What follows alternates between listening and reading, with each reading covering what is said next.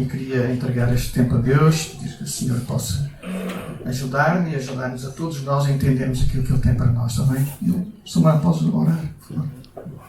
Pai, obrigado porque a Tua Palavra fala ao nosso coração e Tu usas não somente ela, mas usas pessoas que Tu escolhes para a verbalizarem, a explicarem, usarem a Tua Palavra para nos instruir, Tu também para nos educar e corrigir, Senhor. E nesta hora nós queremos orar para que o propósito pelo qual Tu nos deixaste a Tua Palavra seja feito nas nossas vidas. Amém. Que os nossos corações estejam disponíveis para ouvir a Tua correção e a Tua repreensão e que nós saiamos deste local mais quebrantados, mais humilhados diante de Ti, mais transformados para sermos mais parecidos contigo. Que possas agora nesta hora usar o Jorge, uses toda a preparação, toda a unção do Espírito Santo que colocaste sobre ele, para que as suas palavras sejam transmitidas como Tu queres e que nós as possamos receber para a Tua glória. Amém. Irmãos, eu gostava de convidar os irmãos a abrirem a Palavra de Deus no livro de Filipenses, capítulo 1, e vamos ler dos versículos 19 ao 26. Será uma pregação mais expositiva, não tanto uma pregação diferente como aquela que o Samuel falou semana passada, ainda que o texto, de alguma maneira, aborda alguns dos versículos que ele usou. Por isso, vamos ler em Filipenses capítulo 1, versículos 19 ao versículo 26.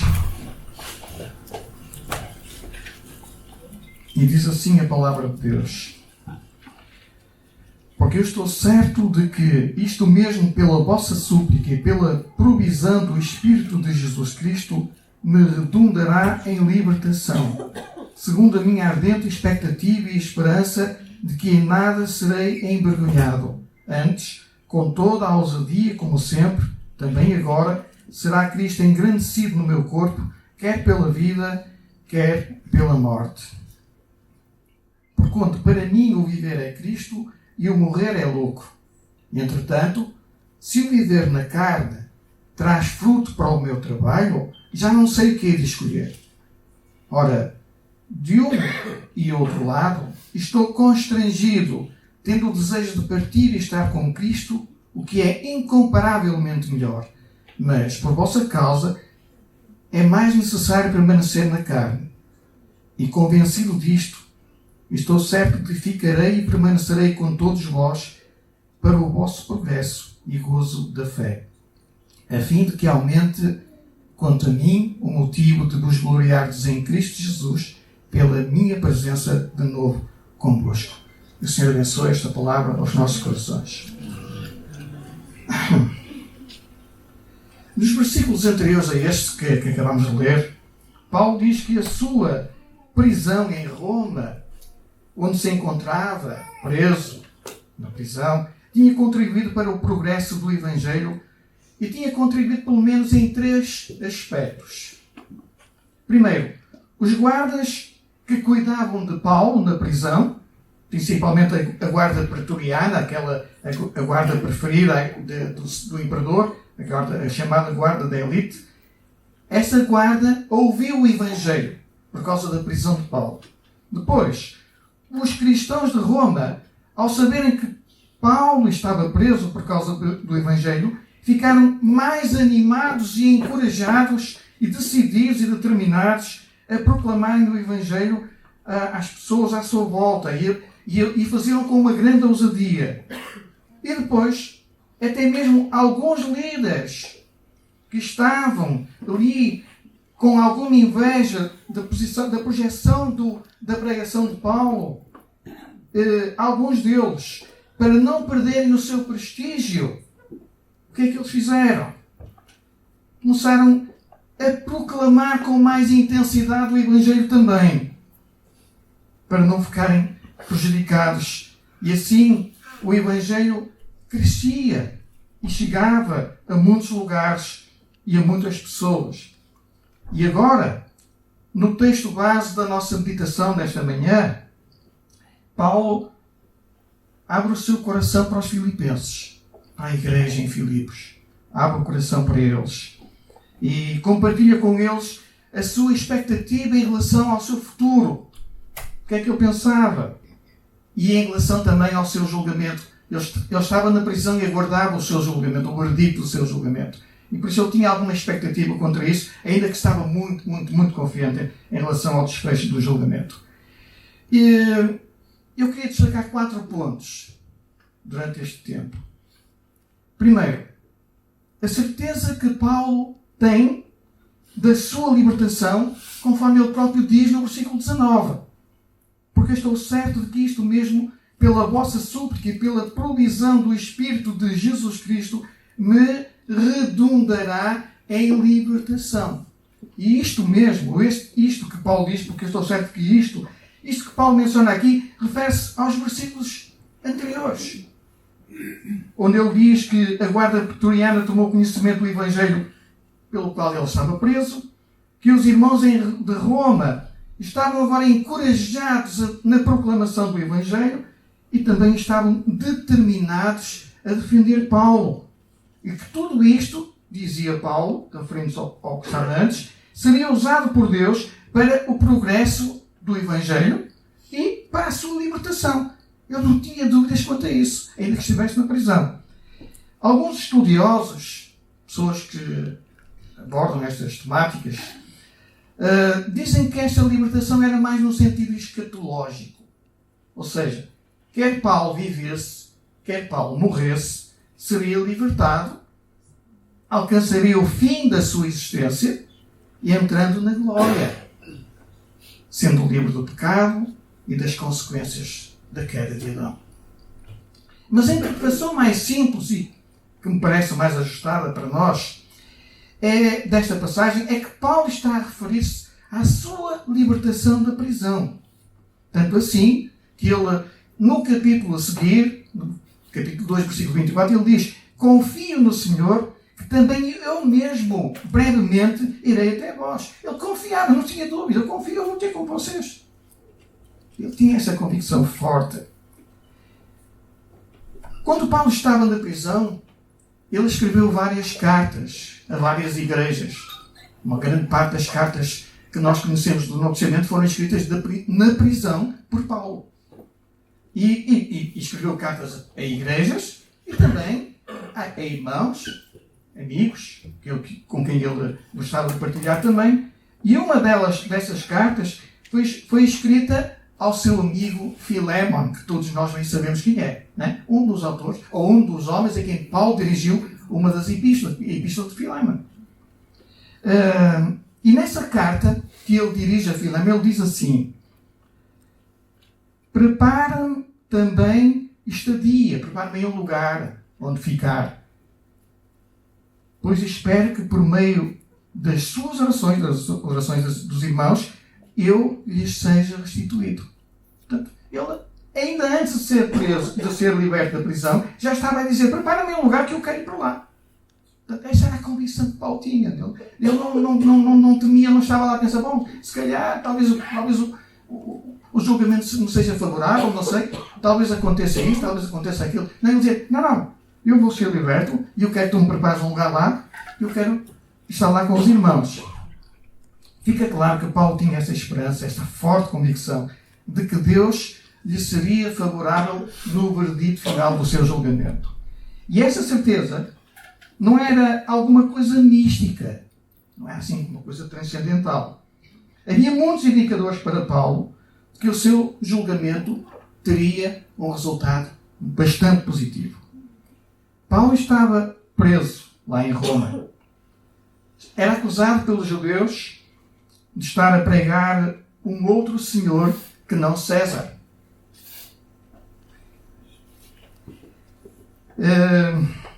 E bem sabemos que esta acusação era infundada, que era uma maldade e também uma mentira contra Paulo.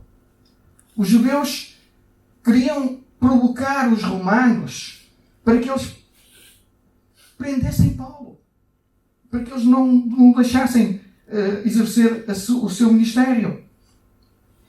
E queriam que eles o prendessem porque as multidões que estavam a ouvir a pregação de Paulo estavam a crescer. Cada vez havia mais gente a ouvir, cada vez haviam mais conversões. E isto, de alguma maneira, trazia algum incómodo aos concorrentes de Paulo. E, entretanto, Paulo já teria feito a sua defesa. Já tinha certamente falado com os seus advogados, pessoas que o podiam ajudar naquela altura, e já teria feito a sua defesa. O que Paulo aguardava era o resultado do seu julgamento, pelo qual ele se sentia bastante otimista. Como ele próprio diz no versículo 19, não é? Estou certo de que isto resultará na minha libertação. Haviam então, como disse já, alguns indicadores que traziam esta certeza a Paulo. Ele não tinha esta ideia só porque tinha. Ele tinha alguns indicadores. Paulo primeiro tinha feito uma boa defesa. Tinha apresentado bons argumentos em sua defesa. E sentia que tinha dado respostas certas. Não tinha inventado nada, tinha sido transparente. Segundo, tanto quanto se sabe, o Império Romano, por essa altura, não tinha nada de oficial contra os cristãos. Os cristãos eram tolerados e bem aceitos lá no Império. Não havia nada. Eles viviam pacificamente no seu lugar, fazendo a sua vida, e os outros respeitavam e não havia nenhuma acusação contra eles. E por isso é que nós entendemos porque é que a perseguição aos cristãos só começou alguns anos mais tarde. Naquela altura tudo estava em paz. Mas o mais importante é que Paulo contava com duas coisas para a sua libertação. Ele estava absolutamente convicto de que estas coisas seriam fundamentais para o ajudarem a ser livre da prisão. E ele diz isso no versículo 19. Estou certo de que, vejam, pela vossa súplica, pelas vossas orações, e com a ajuda do Espírito de Jesus Cristo, o Espírito Santo, tudo isto me aconteceu. Tudo isto que me aconteceu resultará na minha libertação. Ele não estava confiante que o juiz que o ia julgar estivesse mais ou menos bem disposto naquele dia, ou que os argumentos que ele apresentou que eram suficientemente esclarecedores e que iam trazer solução para a sua libertação. Não. Ele confiava na oração dos irmãos, da igreja, dos irmãos que oravam por ele, e também confiava na ajuda do Espírito Santo. Esses eram os dois grandes suportes para a sua defesa. Paulo contava, como disse, com os irmãos e com a ajuda do Espírito Santo. Paulo valorizava muito os ensinos de Jesus. Apesar de Paulo não ter convivido com Jesus no seu ministério terreno, só se converteu quando ia lá para Damasco prender os cristãos. Paulo, o cristão que nós amamos e que nos ensina tanta coisa hoje, ia perseguir os nossos irmãos naquela altura. Foi aí que ele conheceu Jesus. Mas, como disse, Paulo respeitava muito as palavras de Jesus, aquilo que ele conhecia, que ele ia aprendendo e ouvindo também dos irmãos.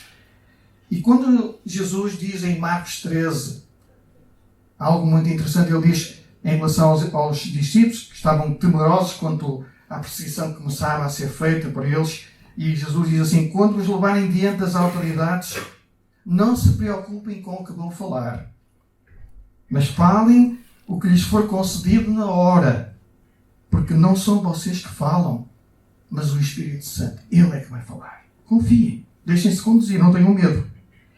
E Paulo também contava com esta ajuda. Isto fazia-o crer que o resultado do seu julgamento ia ser favorável, porque ele, se fosse interpelado no seu julgamento, ele ia responder com a ajuda do Espírito Santo. E quem pode opor-se à ação do Espírito Santo? Não queria deixar de referir uma lição importante aqui. Primeiro, Paulo sabia que estava nas mãos de Deus libertá-lo ou não. Não tinha nenhuma dúvida quanto a isso. Paulo sabia bem disso. Sabia também que Deus iria usar as orações dos irmãos para lhe trazer benefício. Mas o que mais me impressiona aqui é que este homem, Paulo, que é um dos autores do maior número de cartas no Novo Testamento, que mais falou e defendeu a predestinação e a soberania de Deus,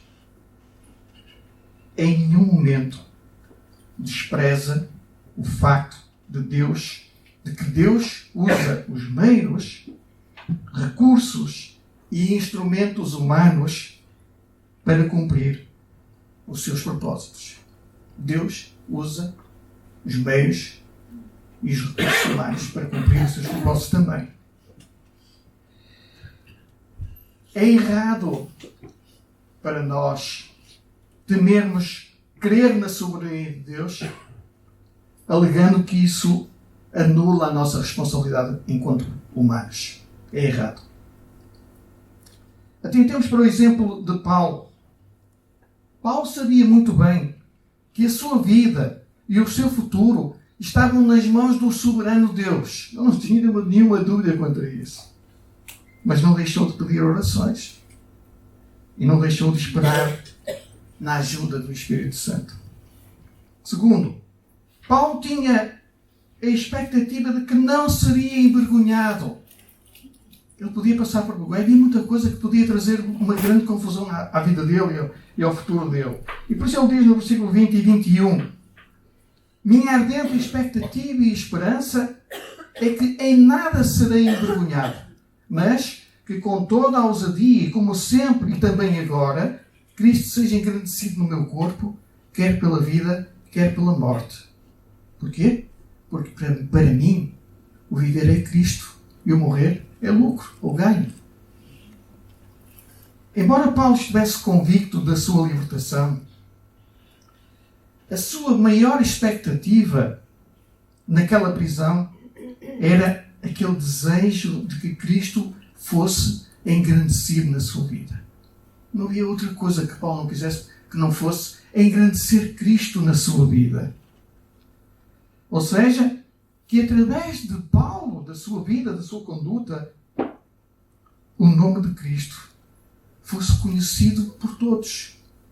Todas as pessoas.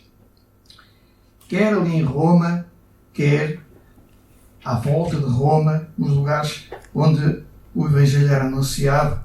E também Paulo desejava que esse Evangelho chegasse ao próprio imperador. E fazia por isso. E fazia por isso também. É isso que Paulo desejava no seu coração. Esta é a minha ardente expectativa. Que o Evangelho chegue a todos. Paulo queria que Cristo fosse glorificado no seu corpo, na sua vida, no seu viver, no seu dia-a-dia. Quer pela sua vida, quer pela sua morte. Parece que isto aqui está a falhar. Espero que me ouçam.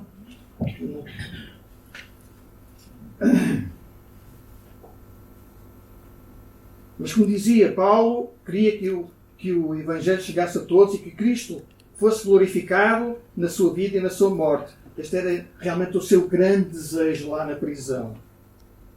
Mas também Paulo não queria ficar envergonhado, como já referi antes. E ele diz isto no versículo 20. Minha ardente expectativa e esperança é que em nada serei envergonhado. Tinha esta forte convicção que não vão ser envergonhados. Paulo não queria ser envergonhado diante de Deus, diante da igreja ou diante de si próprio. E não queria ser envergonhado para não fraquejar, ou negar a Cristo por causa da sua possibilidade da pena de morte.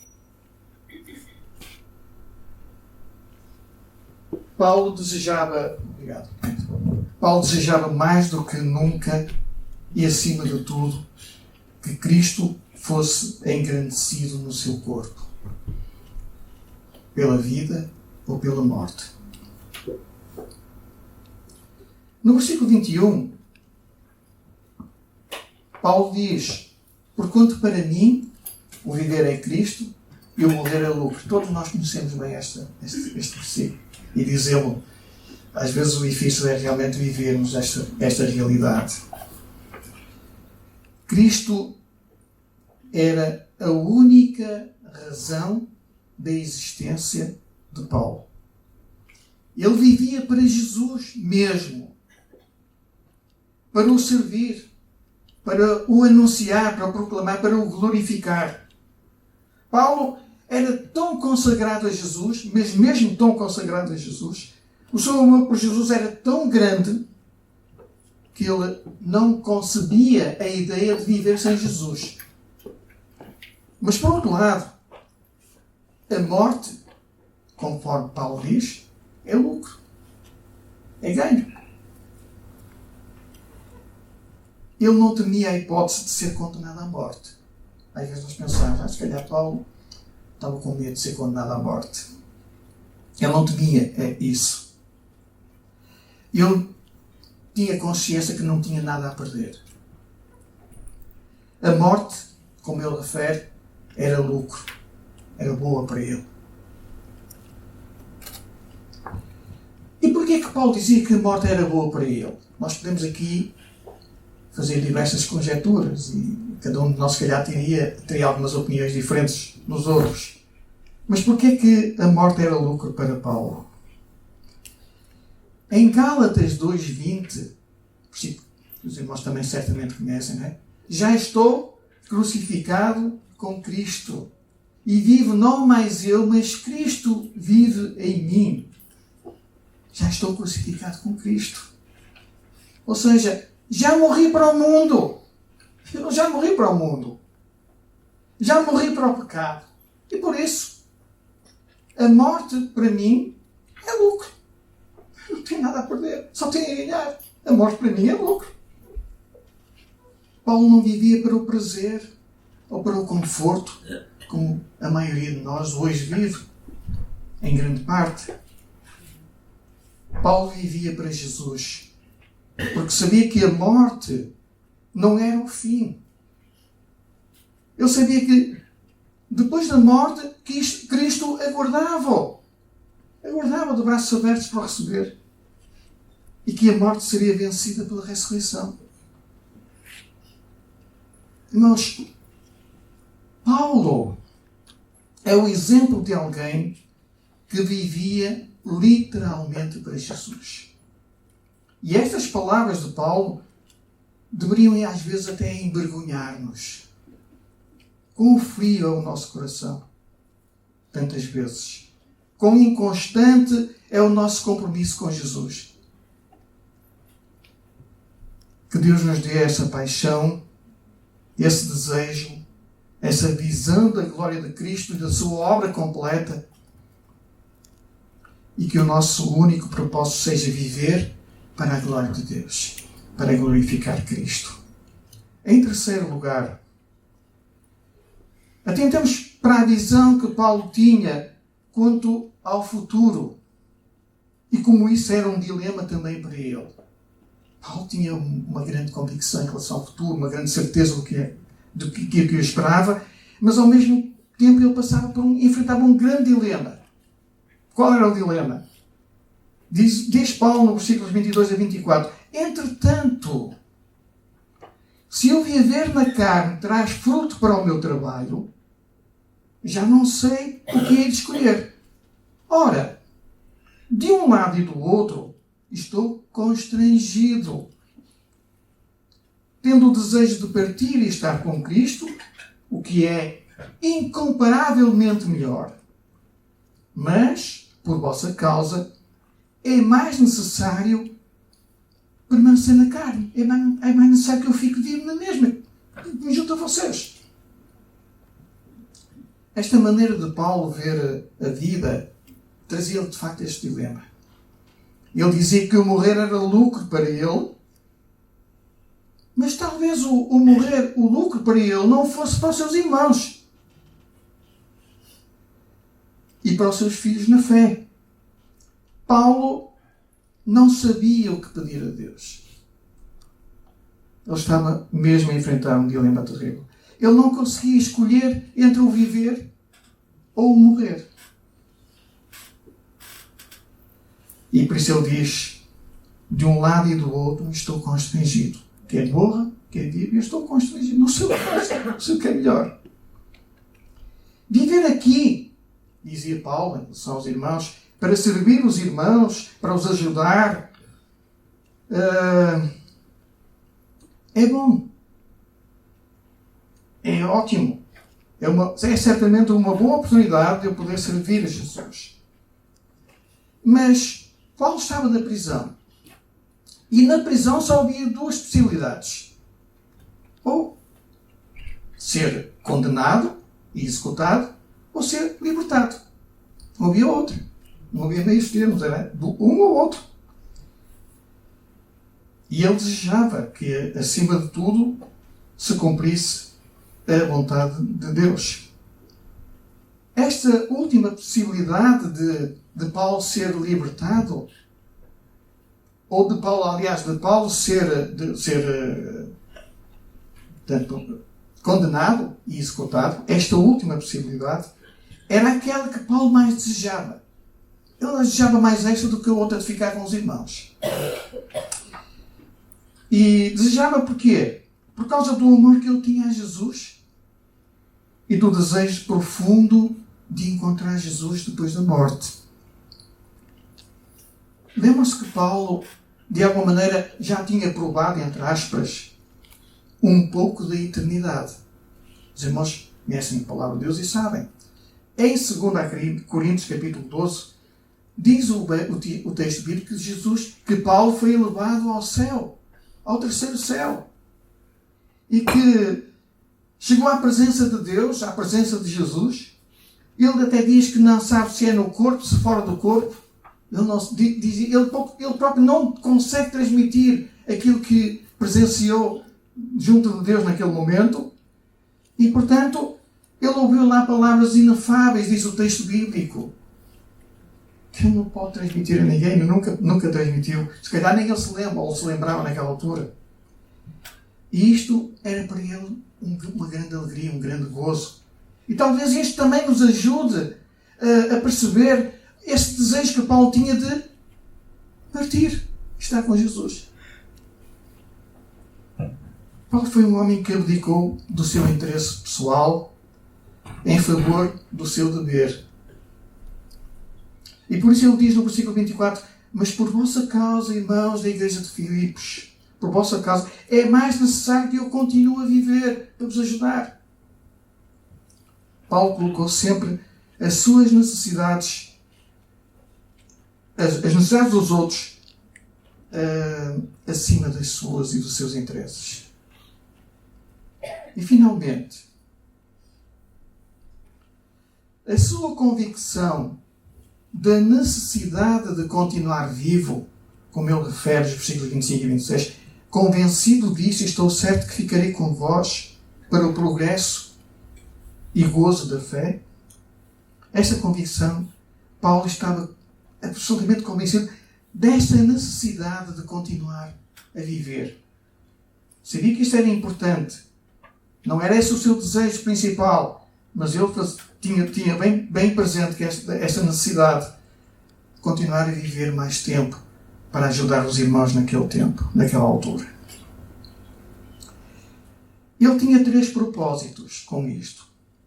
Primeiro, ele sabia que era um pastor de almas, um apóstolo aos gentios e um mestre da fé cristã. Quanto a isso, penso que ninguém tem dúvidas. Depois, ele sabia que Deus o iria usar para o progresso e firmeza das igrejas na fé. E estas igrejas tinham que entender algumas coisas. Primeiro, o motivo do sofrimento na vida. Depois, as áreas nas quais a igreja se deveria focar mais. E, finalmente, a alegria na fé, independentemente das circunstâncias, que no fundo era aquilo que Paulo estava a viver, a experiência dele naquele tempo. E, finalmente, Paulo também queria voltar a vê-los para que eles tivessem motivos para agradecer a Deus. E Paulo preocupava-se com a glória de Cristo. Ele gostava que os irmãos desfrutassem desta ideia de fé, de crença e de glorificar a Cristo com a vida de cada um. E ele queria que Cristo fosse também glorificado quando ele fosse liberto da prisão. Porque esta era a convicção de que iria ser livre. Irmãos, esta passagem tem muito a ensinar-nos. Certamente que todos nós teremos aqui boas lições. Eu pensei em apenas 4 coisas rápidas com as quais vou finalizar. Primeiro, Deus usa os meios que entender para realizar os seus planos. Isto é claro. Deus usa os meios que quiser, que achar por bem, para realizar os seus planos, os seus propósitos, a sua vontade. Paulo acabou sendo libertado da prisão. Provavelmente ele visitou a igreja de Filipos algumas vezes e outras igrejas, aconselhando e ajudando os irmãos, antes mesmo de voltar a ser preso e não voltar a sair da prisão. Como nós bem sabemos, ele morreu na prisão. Deus realizou os seus planos para com Paulo em resposta às orações dos seus filhos, dos irmãos na fé.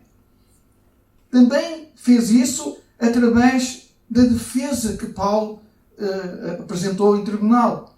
E também contou com a preciosíssima e indispensável ajuda do Espírito Santo. É importante notarmos que a soberania de Deus não exclui o uso de meios, de decisões ou escolhas humanas. Deus guia de tal maneira as nossas decisões que estas se harmonizam perfeitamente com o seu querer, que permanece sempre sendo soberano e nós absolutamente responsáveis pelas decisões que fazemos. E é aqui que as orações fazem todo o sentido e fazem também toda a diferença.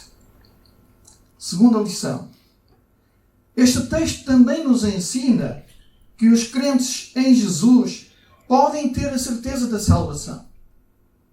Algumas vezes nós ouvimos irmãos e irmãs dizer: eu não tenho bem a certeza se sou salvo. Eu acredito, mas Paulo tinha o desejo de partir e estar com Cristo, como nós bem sabemos, e ele dizia: para mim, o morrer é lucro. Ele não temia a morte, nem o que viria depois da morte. Ele chamava isso de lucro, de ganho. Nada neste mundo se compara com aquilo que Deus tem preparado para nós após a morte. Nem olhos viram, nem ouvidos ouviram, nem jamais penetrou em coração humano tudo aquilo que Deus tem preparado para aqueles que o amam. Há até uma música muito bonita com esta que fala disto. Né? Nada do que nós já vimos aqui de mais belo neste mundo se compara com aquilo que Deus tem preparado para aqueles que o amam, para aqueles que são seus. Paulo dizia: eu tenho o desejo de partir e estar com Cristo, porque o que é muito melhor, dizia ele, porque ele sabia o que ele esperava. Ele sabia, pela fé. Mas não é só o apóstolo Paulo que pode ter a certeza da salvação. Tu e eu, qualquer um de nós aqui pode ter essa, e deve ter essa certeza. A salvação não depende daquilo que nós somos ou daquilo que nós fazemos. A nossa salvação só depende de Jesus e daquilo que Ele fez na cruz por nós. Só. Por isso, quando nós cremos em Jesus e cremos de coração, nós só temos que estar confiantes que aquilo que Ele fez é suficiente para nos dar vitória. Paulo não se considerava um crente especial, melhor que os outros. Não, pelo contrário, Paulo considerava-se o mais miserável de todos os pecadores, como ele próprio diz lá na Bíblia. Ele dizia: miserável homem que eu sou, quem vai livrar-me do corpo desta morte? Mas depois ele acrescentava: mas graças a Deus por Jesus Cristo, que me amou e se entregou por mim mesmo. E podíamos continuar. Eu tinha bem noção, e é bom nós pensarmos nisto também, irmãos, para vermos que não é o que nós somos ou o que fazemos que nos salva. É aquilo que Jesus fez na cruz. Isso sim, isso é que tem valor para nos salvar. E é a única forma de alguém ser salvo. Mas eu dizia que Paulo tinha bem noção do seu passado. E os irmãos conhecem bem a história de Paulo. sabem bem o que é que Paulo era antes de ser convertido a Jesus. Não sabem? Então, ele era, ou tinha sido, um fariseu cego, com uma cegueira espiritual completa. Um homem cheio de ódio. Tinha ódio pelos cristãos. Mas Deus mudou a sua vida. Deus mudou a sua vida. Ele creu em Jesus como sendo o Messias, o ungido, o vindo de Deus, como o Salvador que Deus tinha prometido. E colocou a sua esperança em Jesus. Somente a sua fé, a sua esperança em Jesus. E a partir daí, ele pôde começar a dizer, para mim, o morrer é lucro. E esta ideia de que o morrer era lucro para Paulo, baseava-se em quê? No que ele fazia e no facto de estar preso na prisão e de... Não! Nada de ter plantado muitas igrejas e ter levado muita gente a Cristo. Não era nisso que se baseava. O morrer é lucro. Baseava-se na obra de Cristo. Conforme ele nos ensina também, de uma maneira muito clara, em Efésios 2, 8 e 9. Que eu creio que todos conhecem bem. Não é? Pela graça sois salvos, mediante a fé. E isto não vem de vós, é dom de Deus. Não vem das obras para ninguém se glorie. Ele sabia que a sua salvação não dependia do que ele era, do que tinha feito ou que iria fazer. Ele sabia que a salvação dele dependia daquilo que Cristo fez. Pela graça. Dependia da graça de Deus. Sois salvos mediante a fé. E isto não vem de vós, não vem das vossas obras que vocês fazem ou deixam de fazer. Não vem de nada disso. Vem daquilo que Jesus fez.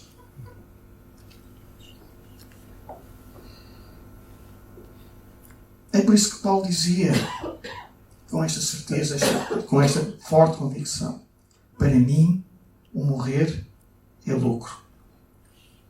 Portanto, meu irmão, minha irmã, se tu crês em Jesus como teu Salvador e Senhor, não tens por que ter dúvidas quanto à tua salvação. Não tenhas dúvidas. Confia que Deus, quando diz que aquele que crê em Jesus será salvo, salva mesmo. Deus não é homem para que minta, nem filho do homem. Para a confusão. Terceira lição. À semelhança de Paulo, tu e eu, nós que estamos aqui, também podemos e devemos viver para engrandecer a Cristo. Podemos e devemos viver para engrandecer a Cristo. Qualquer que seja o teu dom, qualquer que seja o teu talento, a tua vocação, usa isso para glorificar a Deus. Usa isso para a honra e glória de Deus. E vive exaltando a Cristo. Não importa se és rico, se és pobre, se és letrado ou iletrado. Não importa isto. Se és de Jesus, serve-o como és. Com aquilo que és, da forma que és, conforme estás. Porque esta só pode ser a única razão da existência e da vivência de um cristão. E quarta e última lição. Deus nunca nos deixa sozinhos no caminho da vida ou da morte. Paulo estava na prisão, e na prisão onde ele estava, ele contou com as orações dos irmãos das igrejas, contou com o auxílio preciosíssimo do Espírito Santo e com a comunhão com o Senhor Jesus, que ele buscava de coração diariamente, certamente. Deus nunca nos deixa sozinhos neste mundo, em circunstância alguma. Ele não nos dá nenhuma missão impossível que nós não possamos cumprir. Ele prometeu que estaria connosco todos os dias. E eu sei, por experiência própria, e creio que a minha experiência é comum aos irmãos, eu sei que nós somos fracos e sentimos-nos fracos muitas vezes. Não importa as razões porque é que isto acontece, importa é que isto acontece. Sofremos tentações e algumas vezes falhamos, caímos na tentação. Mas eu queria encorajar-te, de coração mesmo, a ganhares ânimo, ao pensar neste exemplo da vida de Paulo, que nós tivemos a oportunidade de pensar juntos, para que a tua e a minha grande paixão sejam sempre engrandecer Cristo na nossa vida ou na nossa morte. Que Deus aplique esta palavra aos nossos corações. Amém.